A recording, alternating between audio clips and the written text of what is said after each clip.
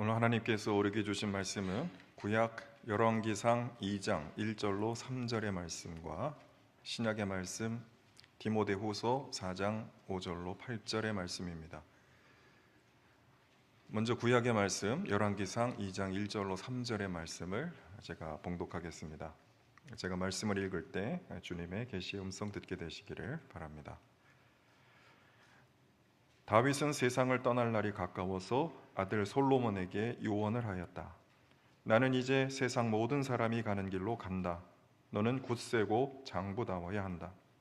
그리고 너는 주 너희 하나님의 명령을 지키고 모세의 율법에 기록된 대로 주님께서 지시하는 길을 걷고 주님의 법률과 계명, 주님의 율례와 증거의 말씀을 지켜라.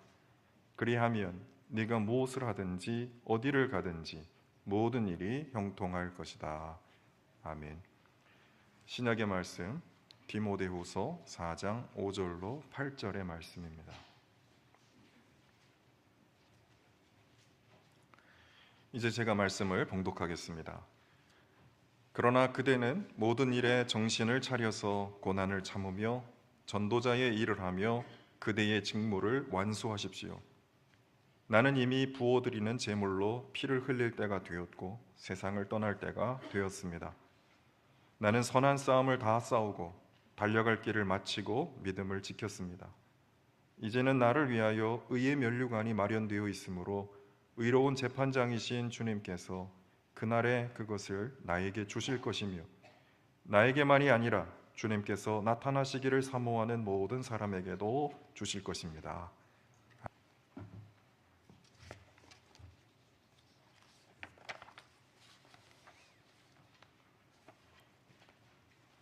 몇 주 전에 제 페이스북을 열었더니 11년 전에 쓴 글이 이렇게 떠올랐습니다.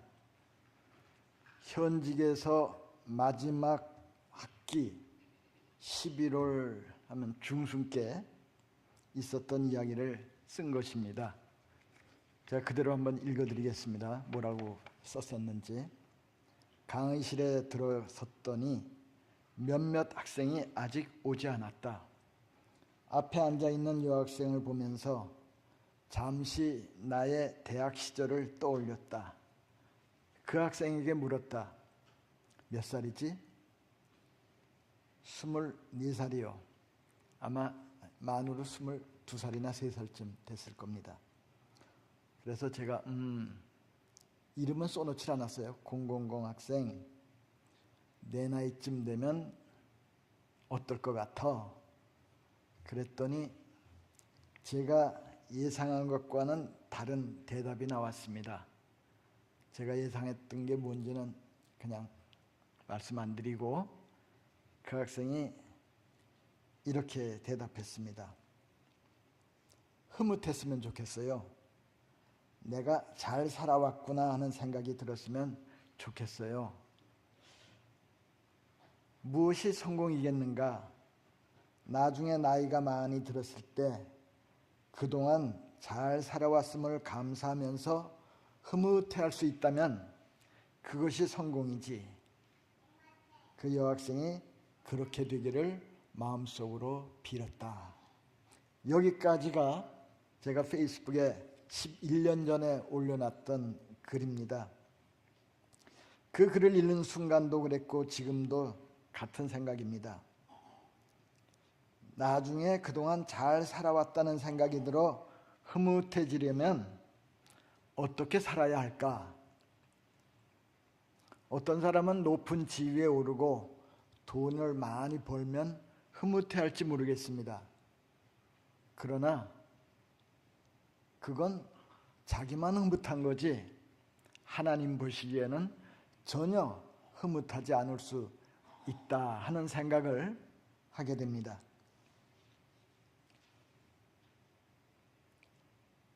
우리가 자신의 삶에 대해 흐뭇할 수 있으려면 어떻게 해야겠습니까?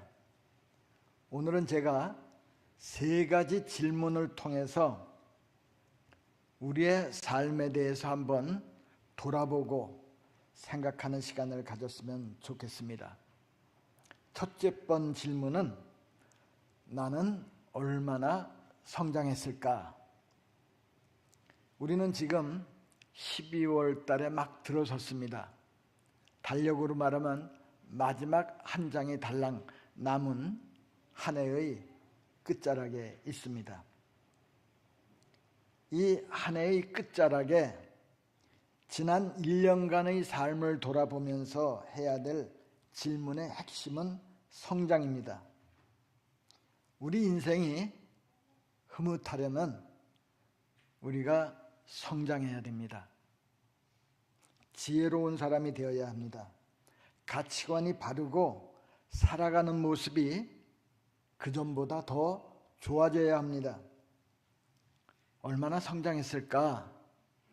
다른 사람과 비교하지 말고 오늘이 12월이니까 1년 전 혹은 지난해가 아니죠. 올해죠. 올해 1월 1일 그때보다 지금 내가 얼마나 성장했을까 한번 돌아보시기 바랍니다. 나이를 먹는다고 더 성장하는 건 아닌 것 같습니다. 나이 많은 사람을 뭐라고 부르죠? 노인, 어르신 그렇게 말합니다. 그런데 나이 많다고 해서 누가 늙은이라고 부르면은 기분이 썩 좋지 않습니다. 늙은이는 무슨 뜻입니까? 근이라고 하는 말을 여러분이 사전을 찾아보면 그 사람을 그이를 말하는 경기도 방언이다. 또 혹은 근이 찾으니까 아내가 다른 사람에게 남편을 표현할 때 근이라고 한다. 그러니까 근이는 그 사람, 그 남자, 그 여자를 표현하는 말입니다. 그러니까 늙은이는 그냥 그 글자를 풀으면 늘 그이, 늘 근이가 됩니다. 유영모 선생이 풀이를 했는데 결국 늙은이라는 말은 세월이 가도 변하지 않고 성장하지 않고 항상 그 상태에 머물러 있는 사람. 그러니까 나이 들었다고 해서 전혀 어른스럽지 못한 사람을 늙은이라고 말할 수 있습니다. 우리는 성장해야 됩니다. 자, 그럼 1년 전보다 얼마나 성장했는지 한번 생각해 봤으면 좋겠습니다. 사람이 성장하지를 않으면은 늘 그런 상태에 있으면은 미숙가로 그냥 머물게 됩니다. 그러니까 나이가 많아져도 어떻게 자신을 돌아보지를 못하고 불평불만만 하고 고집만 세지고 다른 사람을 전혀 생각하지 않고 하고 싶은 대로 막 하면은 우리가 눈이 찡그려지지 않습니까? 우리가 그런 사람이 되면 안 되겠죠. 그러면은 지난 1년 동안 어떤 점에서 성장했는지 오늘은 삶을 돌아보는 시간이니까 한번 생각해 보시기 바랍니다. 어떤 점에서 성장했습니까? 작년보다 좀 너그러워졌습니까? 작년보다 조금이라도 겸손해졌습니까? 작년보다 다른 사람에게, 아니 가족에게 좀 친절하게 말하게 되었습니까?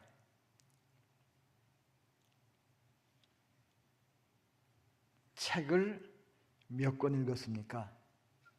책을 읽다가 삶에 도움이 되는 귀절을 어디 메모해 놓은 적이 있습니까?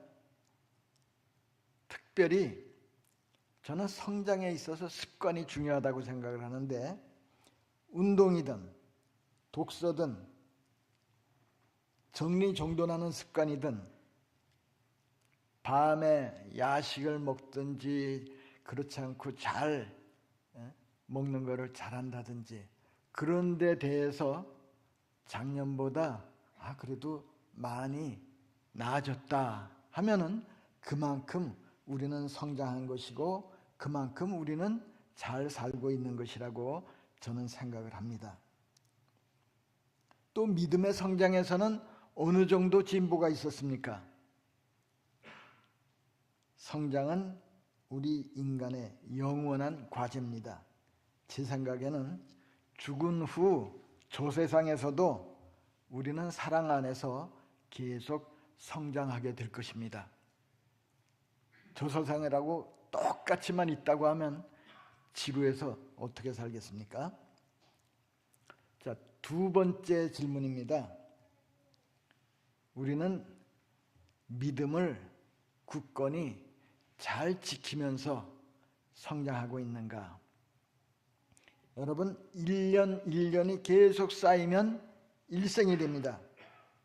지금 우리는 한 해의 끝자락에 있지만 언젠가 우리는 우리 인생의 끝자락에 서 있을 때가 있을 겁니다. 말하자면 언젠가는 세상을 떠나야 될 때가 온다는 거죠. 언제 그날이 올지는 모르니까 항상 깨어 기도하는 사람이 되어야 합니다. 언제든 떠날 준비를 해야 합니다. 그러면 1년의 끝자락이 아니라 삶의 끝자리, 죽음을 앞둔 상태에서는 어떤 질문을 해야 하겠습니까? 저는 우리가 해야 될 두 번째 질문은 믿음과 다음 세대에 대한 관심이 핵심이라고 생각을 합니다. 오늘 본문에 보면은 구약이나 신약이나 죽음을 앞둔 다윗 그리고 사도 바울이 무슨 말을 했는지 기록하고 있습니다.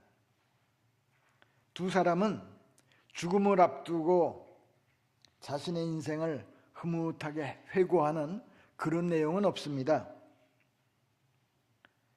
다윗 왕과 사도 바울의 우선적인 관심은 다음 세대입니다.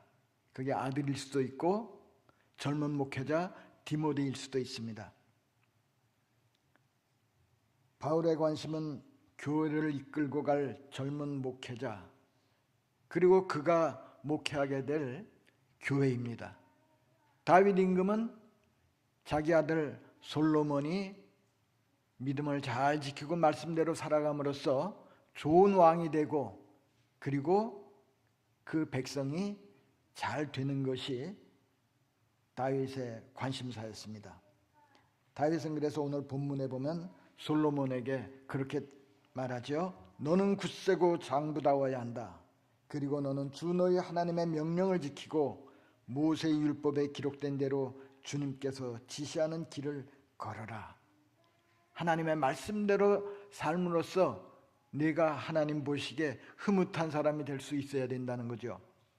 사도 바울은 또 디모데후서 4장 5절에서 그대는 모든 일에 정신을 차려서 고난을 참으며 전도자의 일을 하며 그대의 직무를 완수하십시오.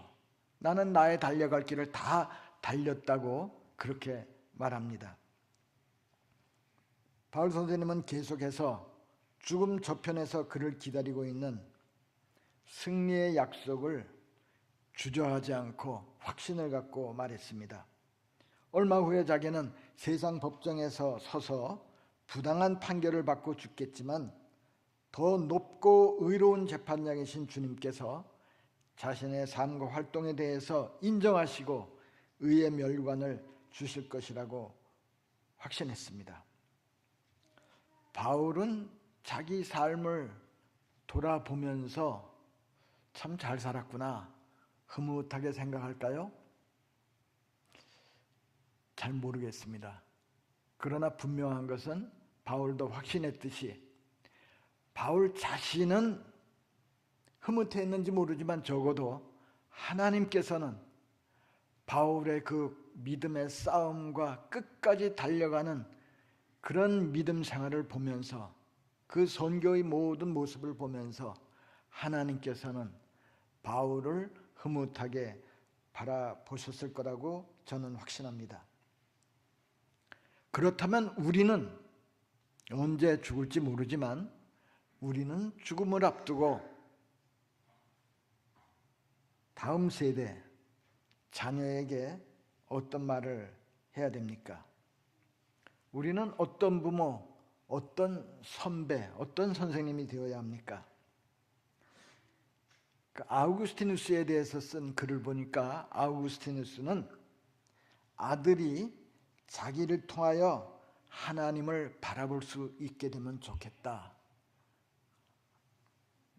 아들이 나를 보면서 하나님을 볼 수 있게 되는 게 아버지로서 나의 가장 좋은 그런 모습이라고 생각을 했다고 합니다. 우리는 자녀들에게 하나님을 보여주는 아이콘이 되고 있습니까? 우리 엄마 아빠를 보면 그래, 하나님이 계셔. 개인적으로 손해가 되더라도 하나님의 뜻이라면 끝까지 그 뜻에 순종하려고 하는 모습을 보면서, 우리를 보면서 하나님을 어떻게 믿어야 되겠다 깨닫게 된다면 우리는 우리 삶을 돌아보면서 그래도 꽤 괜찮다고 생각해도 되리라고 생각을 합니다. 그 카라마조프가의 형제를 쓴 죄와벌 이런 걸 쓴 도스토옙스키 생애를 보면은 그가 죽기 직전에 아들 딸을 불러놓고 그렇게 말했다고 그럽니다. 너희들을 내가 정말 사랑하지만 내가 너희에 대한 사랑은 우리를 향한 주님의 무한한 사랑에 비하면 아무것도 아니다. 너희는 하나님의 자녀이니 아버지를 대하듯 그분 앞에서 자신을 낮추거라. 이렇게 당부했다는 겁니다. 여러분, 죽음을 앞에 두고 우리가 자녀들에게 할 말이 자녀들이 하나님을 아버지로 잘 섬기도록, 그래서 하나님을 잘 믿는 하나님의 자녀가 되도록 도와주는 게 우리 부모나 선배가 해야 될 일이라고 저는 생각합니다. 그런데 솔직히 말씀드리면 우리 시대는 참 하나님을 믿기 어려운 시대입니다. 여기 우리 예배당을 봐도 머리가 희끗희끗한 장년 이상의 분들이 더 많지 않습니까? 그만큼 신앙생활하기 어려운 시대 환경이 되고 있습니다.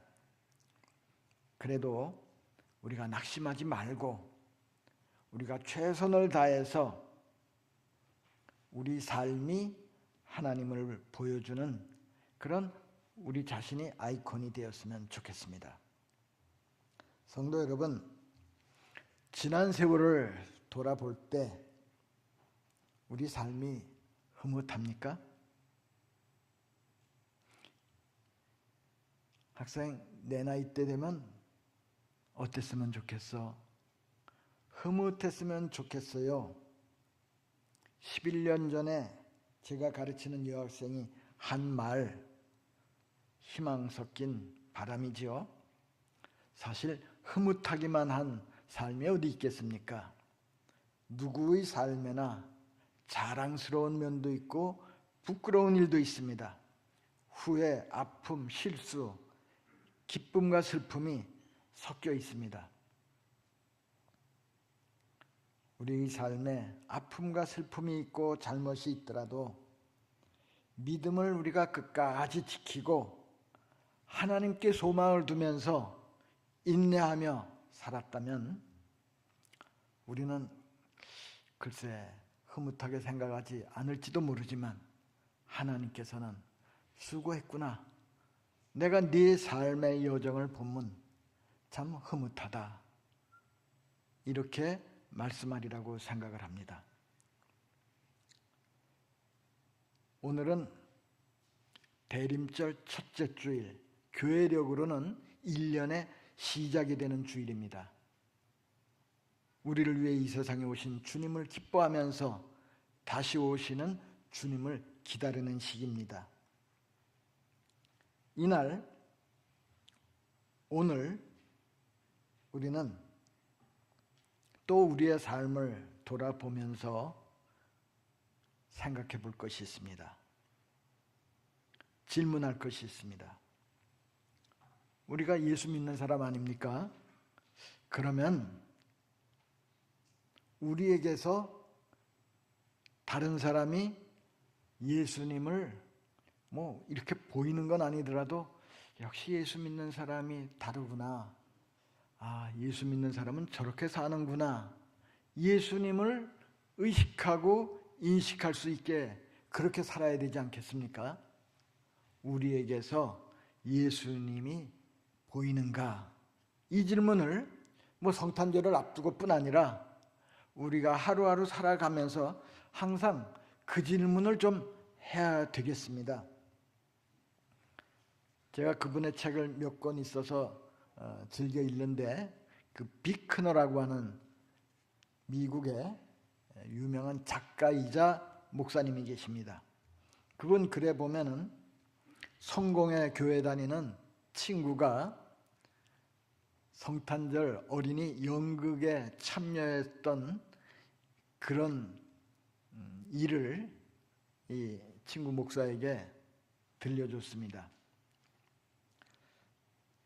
그가 어린이 성탄절 연극을 이렇게 가르치고 같이 진행을 하는 그런 내용인데, 우리 지금 이 강단에 이렇게 목자들하고 마리아, 요셉, 아기 예수가 양들과 같이 이렇게 있는 장면이 나오는데, 그때 연극이 바로 그런 내용이었습니다. 무대에는 어머니 마리아가 파란 망토를 걸치고 이렇게 앉아 있고, 그 옆에는 솜으로 턱수염을 한 요셉이 서 있고, 그리고 두 사람 아래에는 구유에 뉘어 있는 아기 예수가 이렇게 담겨 있습니다. 그 연극을 이끌어가는 그 비크너의 친구가 예수 그리스도의 탄생에 대한 성경 말씀을 쫙 읽으면은 그때마다 거기에 적당한 찬송이 이렇게 들렸습니다. 아주 모든 것이 착착 잘 진행이 됐습니다. 드디어 여긴 없네요. 천군 천사가 나타나는 장면입니다. 천사 역을 맡은 어린이들이, 조그만 어린이들이 하얀 옷을 입고 회중 부모님 옆에 쭉 앉아 있다가 천사가 나타날 그 순간에 다 쫙 무대로 올라왔습니다. 그들은 앞으로 나와서 예수님과 마리아, 요셉 둘러싸고 있는 그 무대를 쭉 빙 둘러서서 외치게 돼 있죠. 더없이 높은 곳에서는 하나님께 영광, 땅에서는 주님께서 좋아하시는 사람들에게 평화로다. 이렇게 하면서 아마 천사들이 춤을 춰야 되는 것 같습니다. 그 연극이 잘 진행되어 가다가 문제가 생겼습니다.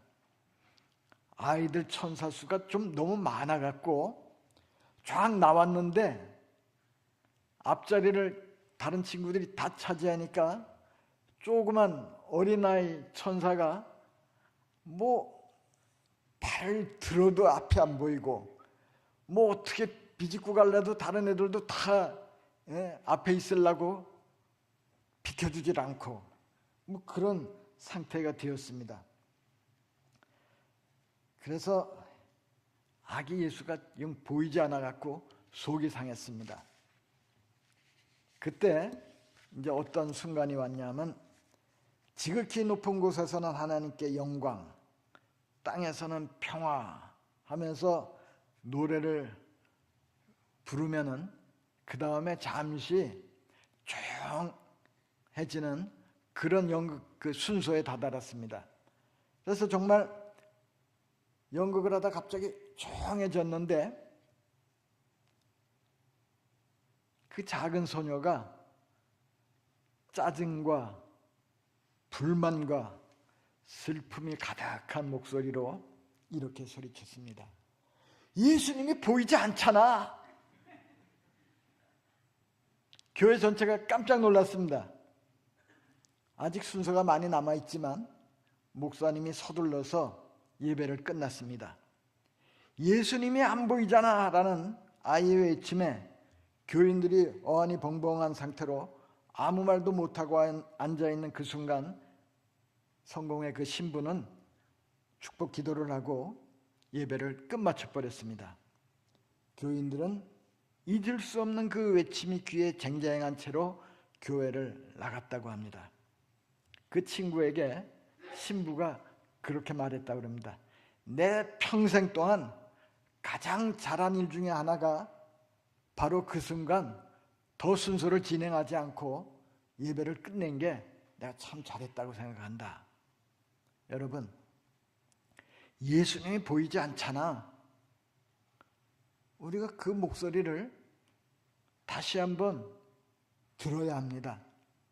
과연 우리를 통해서 우리가 예수쟁인데, 예수 믿는 사람인데 예수님이 우리를 통해서 보여지고 있는가?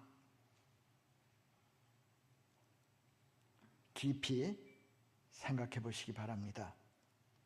교회는 주님의 몸입니다. 그러니까 교회가 해야 될 여러 가지 일 중에 첫째는 교회가 예수님을 보여줘야 하는 겁니다. 그리스도인들이 예수님을 보여주는 그런 삶을 부족한 가운데도 살아야 하는 것입니다. 그런데 교회 건물만 보이고 여러 가지 교회 프로그램만 보이면 정작 예수님은 전혀 보이지 않는다면 그게 어떻게 교회라고 할 수 있고 그리스도인이라고 할 수 있겠습니까? 만일 우리에게서 다른 사람들이 예수님이 전혀 보이지 않고 약삭빠른 장사꾼이나 능글능글한 정치인같이 보인다면 우리는 잘못 살고 있는 겁니다. 성도 여러분, 예수님을 믿는다는 것은 그냥 예수님이 처녀 마리아에게서 탄생했고 죽은 나사로를 살렸다는 것을 믿는 것과 같은 것은 아닙니다. 예수님을 믿는다는 것은 그분에게 우리의 마음을 드리는 것이고 아이가 엄마 아빠를 신뢰하듯이 하나님을 신뢰하는 것이고 이 어지러운 세상에서 도저히 이해되지 않더라도 여전히 주님을 신뢰하고 주의 말씀에 순종하려고 애쓰면서 사는 게 그게 예수 믿는 거지 다른 무엇이겠습니까? 여러분, 그리스도인은 단순히 신이 있다고 믿는 사람들이 아닙니다. 그냥 유실론자가 그리스도인이 아닙니다. 그리스도인은 예수 그리스도를 통해서 우리를 찾아오신 하나님, 우리에게 사랑과 구원의 손길을 내미신 하나님을 영접하고 경배하는 사람들이 그리스도인입니다. 우리가 예수 그리스도를 통해서 알게 된 하나님은 어떤 분입니까? 자신의 기쁨과 아름다움을 타자에게 선사하시기를 좋아하시는 분이 우리가 믿는 하나님입니다. 하나님은 왜 무엇 때문에 타자에게 기쁨과 아름다움을 주시려고 합니까? 하나님은 그 본질이 사랑이시기 때문입니다. 예수님은 그 하나님의 사랑을 구체적으로 자기의 몸으로, 삶으로, 말씀으로 보여주시기 위해서 이 땅에 오셨습니다. 예수님은 우리가 하나님의 사랑을 받음으로써 우리의 운명이 바뀌도록 그렇게 해주기 위해서 이 세상에 오셨습니다. 그래서 제가 이따금씩 말씀드리지만 하나님은 우리의 운명입니다. 지금도 하나님께서 우리를 돌보시고 인도하시고 우리가 세상을 떠날 때 하나님은 우리를 영원히 받아주시고 우리와 함께 성부, 성자, 성령 하나님의 사랑의 그 기쁨 가운데 함께 들어가도록 우리를 인도하시는 분입니다. 성탄절은 하나님의 사랑의 빛을 따라 하나님의 자녀답게 사랑의 삶을 살기로 다짐하는 날이 되어야 합니다. 제가 어떤 책에서 읽고 좋아서 기록해 놓은 것이 있고 이따금씩 활용을 합니다. 성탄이란 예수님 당신을 빛이라고 부르므로 우리도 빛이 되는 날이라고 하네요. 성탄절, 크리스마스는 우리가 예수님을 빛이라고 부르므로 우리도 빛이 되는 날, 그게 성탄절입니다. 그 성탄절을 우리가 큰 기대하는 마음을 갖고 하루하루 자신의 삶을 돌아보면서 맞이할 수 있기를 바랍니다. 기도하십시다. 우리의 빛과 소망이 되시는 하나님 아버지, 어둠 가운데 헤맬 수밖에 없는 무지한 우리들을 위해서 주님께서는 이 땅에 사랑의 화신으로 구원의 귀한 선물을 주시려고 이 땅에 오셨습니다. 우리를 위해서 갖은 비난을 듣고 갖은 고초를 겪고 십자가를 지셨습니다. 하나님 아버지, 우리가 이 귀한 예수님을 믿는 기쁨을 잃지 않게 도와주옵소서. 예수님을 빛이라고 부르면서 따름으로 우리도 빛이 되어 이 세상 속에서 하나님을 보여주는 그런 복된 인생 되도록 인도하옵소서. 예수님의 이름으로 기도드리옵나이다. 아멘.